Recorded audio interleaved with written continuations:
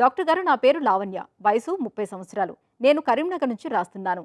నేను మెడ అటు ఇటు తిప్పినప్పుడు టక్ టక్ మని శబ్దం వస్తుంది. నొప్పి మాత్రం లేదు. ఇలా ఎందుకు శబ్దం వస్తుంది?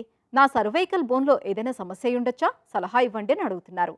ఈ ప్రశ్నకు డాక్టర్ గారి సమాధానం ఇప్పుడు తెలుసుకుందాం. లావణ్య గారు, మీకు నొప్పి లేదు కాబట్టి పెద్దగా మీరు కంగారు పడాల్సిన అవసరం ఏమి లేదు.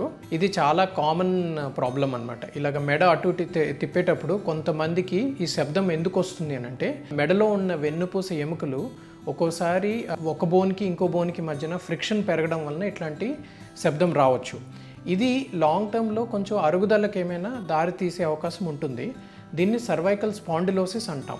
ఇది మనము మెడని కొంచెం సరైన పాస్చర్లో కూర్చోకపోవడం వలన, లేకపోతే టీవీ ముందు ఎక్కువసేపు ఒకే పొజిషన్లో కూర్చొని, లేకపోతే కంప్యూటర్ ముందు ఎక్కువసేపు కూర్చొని మెడని అటు ఇటు స్టిఫ్గా ఉంచడం వలన ఇట్లాంటి పెయిన్స్ వస్తుంటాయి అన్నమాట. కాకపోతే మీకు పెయిన్ లేదు కాబట్టి ఇప్పటి నుంచి మీరు జాగ్రత్త పడితే ఇది అరుగుదలకి దారితీయదు. జాగ్రత్తలు ఏ విధంగా ఉండాలి అని అంటే, ఒకే పొజిషన్లో ఎక్కువసేపు కూర్చోకూడదు. రెగ్యులర్గా నెక్ స్ట్రెచ్చింగ్ ఎక్సర్సైజెస్ చేయాలి. ఇది ఫిజియోథెరపిస్ట్ దగ్గరికి వెళ్తే వాళ్ళు నేర్పిస్తారు ఎలా చేయాలన్నది. వెన్నుపూస ఎముకల్లో అరుగుదలతో పాటు ఒక్కోసారి వెన్నుపూస ఎముకల మధ్యన డిస్క్ అని అంటాం, ఇంటర్వర్టిబ్రల్ డిస్క్. అంటే ఇది చిన్న కండ లాంటిది, షాక్ అబ్జార్బర్ లాగా పనిచేస్తుంది. ఒక్కోసారి ఈ డిస్క్స్ కూడా అరగడం వలన వెన్నుపూస ఎముకల మధ్యన కొంచెం ఒత్తిడి పెరిగే అవకాశం ఉంటుంది. ఈ ఒత్తిడి వలన కూడాను ఈ శబ్దాలు వచ్చే అవకాశం ఉంటుంది.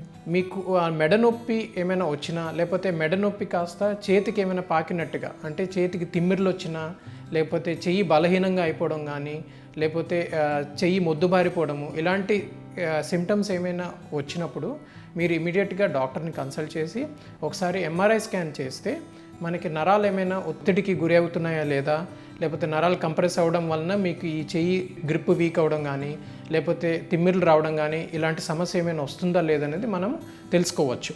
జనరల్గా 90% కేసెస్లోన సర్వైకల్ స్పాండిలోసిస్ కానీ, లేకపోతే డిస్క్ ప్రాబ్లంతో ఉన్నవాళ్ళు ఫిజియోథెరపీ ద్వారా ఈ సిమ్టమ్స్ నుంచి విముక్తి పొందగలుగుతారు.